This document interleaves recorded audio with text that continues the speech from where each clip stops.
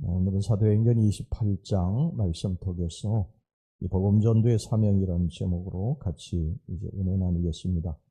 바울과 로마로 향하던 일행 276명은 한 사람도 죽지 않고 모두 구조되었습니다. 오늘 여기 본문의 1절이 이렇게 시작이 됩니다. 우리가 구조된 후에 그것은 성령의 약속이었습니다. 사도행전 27장 22절 말씀을 보면요.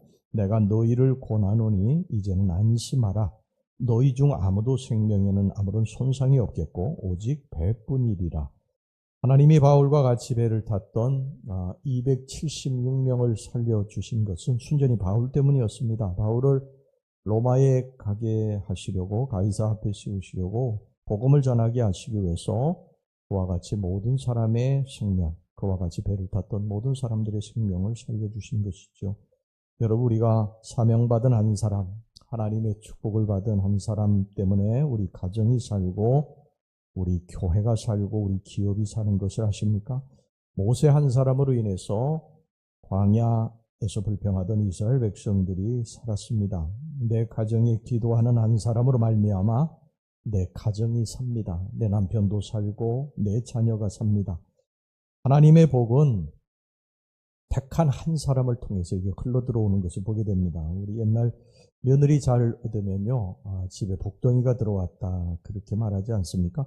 여러분, 성경에도 이와 같은 말씀이 있죠. 요셉을 보면 요셉 한 사람으로 말미암아서 이 보디발의 집에 복이 왔다고 그렇게 말씀을 하고 있어요. 창세기 39장 5절 보세요. 그가 요셉에게 자기의 집과 그의 모든 소유물을 주관하게 한 때부터 여호와께서 요셉을 위하여 그 애굽 사람의 집에 복을 내리심으로 여호와의 복이 그의 집과 밭에 있는 모든 소유에 미친지라. 그러니까 누가 하나님 잘 믿는 한 사람이 있으면 하나님의 마음에 드는 그런 사람이 있으면 그 사람을 통해서 그의 집이 복을 받게 된다는 것입니다. 그러니까 여러분, 우리가 이런 복의 통로가 되기를 위해서 늘 기도해야 될 줄로 믿습니다. 자, 바울과 일행은 배가 풍랑에 파손해가지고 고생하다가 미항에서 약 800km 떨어진 이 멜리데 섬, 지금은 이제 이름이 몰타입니다. 몰타. 이탈리아에 소속된 그러한 섬이죠. 거기에 이제 도착하게 됩니다.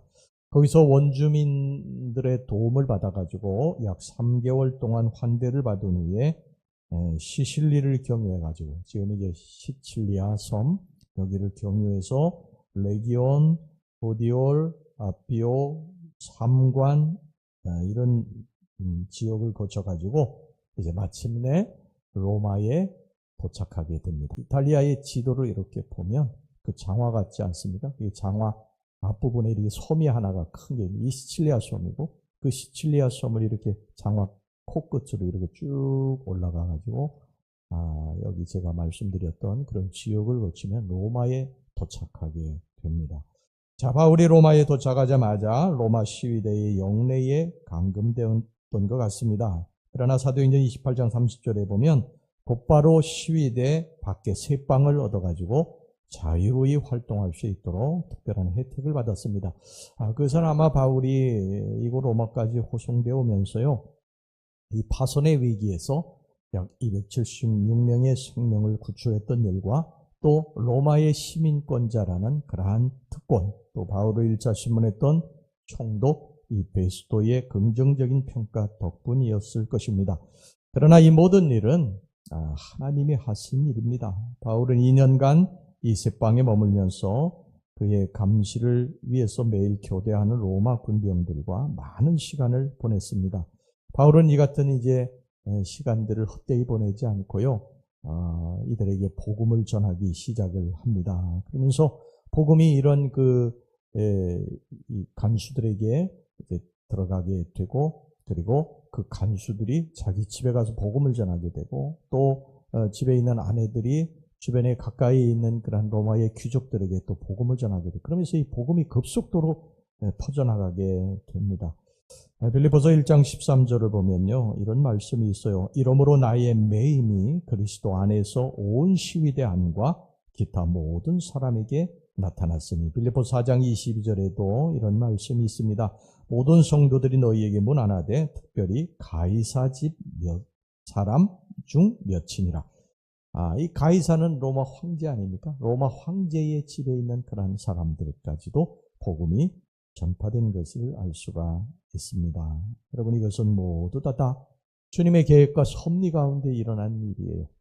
주님이 복음을 이렇게 로마에 전파하시기 위해서 바울을 죄수의 신분으로 로마에 가게 하시고, 그리고 또 비교적 이제 완전히 그 어떤 형이 결정되기 전까지는 자유롭게 2년 동안 복음을 전할 수 있는 그러한 기간을 주셔서 바울이 복음을 전하고, 그리고 황실 깊숙한 곳까지 복음이 들어가게 됐다는 것이죠. 그래서 모든 길은 로마로 통한다. 길이 너무 잘 닦여 있는데 이런 복음이 이제 급속도로 세계로, 그 당시 로마가 세계를 지배하고 있었어요.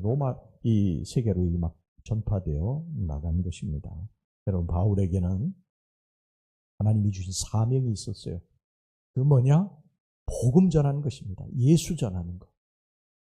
예수님께서 바울을 부르신 목적이 그것입니다. 너는 복음을 전하는 내 도구다. 이방인들에게 복음을 전하는 내 도구다. 그럼 사도행전 20장 24절을 보면 내가 달려갈 길과 주 예수께 받은 사명, 곧 하나님의 은혜의 복음을 증언하는 일을 마치려 하면은 나의 생명조차 조금도 귀한 것으로 여기지 아니하노라. 바울이 이 복음 전하는 일에 어떠한 고난이 온다 할지라도 그 견딜 수 있었던 그 비결이 뭐냐? 이 하나님의 음성을 들었기 때문입니다. 나는 복음 전도자로 부르심을 받았기 때문에 이 복음 전하는 일에 나의 생명까지도 내가 내놓을 수 있다고 그렇게 고백하고 그의 달려갈 길을 달려간 것이죠. 성경에 보면 디모데후 4장 2절에 너는 말씀을 전파하라. 때를 어떤지 못 어떤지 항상 힘쓰라. 이런 말씀이 있습니다. 바울의 그냥 삶의 목적은 그가 먹고 살아가는 하루하루 지내는 삶의 목적은 복음 전하는 거였어요. 복음 전하는. 그가 이 배를 타고 간다든지 또 아니면 감옥에 들어간다든지 누구든지 시장에서 누구를 만나든지 그가 하는 것은 복음 전하는 일이었어요. 예수 증거하는 일이었습니다. 그는 자기 동족 유대인들을 너무 사랑했어요. 그래서 그들에게 복음 전하기를 간절히 원했지만 20절에 보면요. 자기 동족 때문에 이렇게 자기가 쇠사슬에 매였다고 고백을 하고 있어요. 그런데 바울은 동족에게 복음 전하려고 그들은 자기를 묶었지만 낙심하지 않습니다. 거기 낙심하지 않고 이방인들에게 이제 또 다가가서 복음을 전한 것입니다. 28절 보세요. 그런즉 하나님의 이 구원이 이방인에게로 보내어진 줄 알라. 그들은 그것을 들으리라 하더라. 여러분, 일꾼은 낙심할 틈이 없습니다. 일하다 보면 모함도 받고 핍박을 받기도 하고 열매도 없을 때도 있고 조롱을 받을 때도 있어요. 그러나 여러분, 낙심하지 마시기를 바랍니다. 여러분에게 사명을 주신 하나님이 여러분들과 함께 하실 줄로 믿습니다. 복음을 위해 나가는 그 발걸음을 복되게 하시고 복음을 위해 애쓰는 그 노력을 헛되지 않게 하실 것입니다. 우리의 존재 이유는 그분의 영광입니다. 우리 한 사람 한 사람 부르신 하나님의 뜻과 섭리가 있다는 것입니다.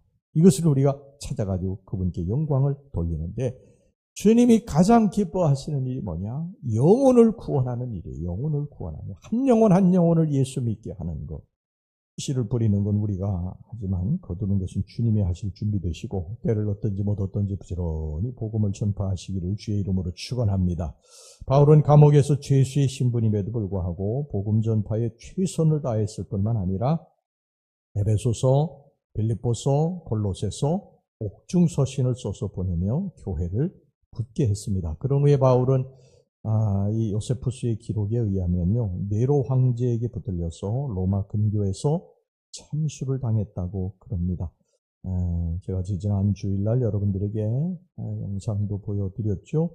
지금도 바울 교회에 참수터가 있어요. 디모데후서 4장 7절에서부터 8절까지 이런 말씀이 있습니다. 나는 선한 싸움을 싸우고 나의 달려갈 길을 마치고 믿음을 지켰으니 이제 후로는 나를 위하여 의의 면류관이 예비되었으므로 주 곧 의로우신 재판장이 그날에 내게 주실 것이며 내게만 하리라. 주의 나타나심을 사모하는 모든 자에게도니라.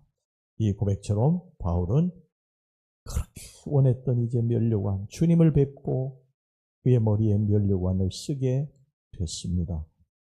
땅끝까지 복음을 전파하라는 이 주님의 지상 명령은 바울에게서 끝난 것이 아니라 우리 모두에게 주님이 주신 사명입니다. 바울이 우리에게 던져준 주 예수 그리스도의 복음, 이것을 우리가 또 들고 땅끝까지 나가야 되는 것입니다. 이것이 우리들의 사명이고 책임입니다. 복음서의 끝머리에 이 복음서의 끝머리에 보면 항상 끝나는 것이 뭐냐면 너희들은 주 예수를 전파하라, 나를 전파하라, 복음을 전파하라, 이렇게 말씀하지 않습니까? 오늘 사도행전의 끝머리도 바로 이것으로 끝을 맺습니다. 31절 말씀 우리 보겠습니다. 하나님의 나라를 전파하며 주 예수 그리스도에 관한 모든 것을 담대하게 거침없이 가르치더라. 여러분, 이 사명 감당하고 살다가 주님 부르시면 주님 앞에 영광의 면류관, 의의 면류관을 받아 쓰고 주님께 칭찬받는 귀한 성도들이 되시기를 주님의 이름으로 축원합니다. 기도하겠습니다. 하나님 아버지, 우리 이 땅에 태어난 목적, 이것은 주님의 복음 전하는 일, 이 사명을 하기 위해서 우리들이 이 땅에 태어난 줄로 믿습니다. 아버지, 우리들이 이 사명 감당하다가 아버지 앞에 서게 해 주시옵소서. 먹고 마시고 육신의 삶을 살다가 우리가 부끄럽게 주님 앞에 서지 말게 하시고, 우리 주님이 주신 이 사명, 복음 전하는 일 잘 감당하다가 주님 앞에 서서 영광의 면류관을 쓰게 하여 주시옵소서. 예수님의 이름으로 기도하옵나이다. 아멘.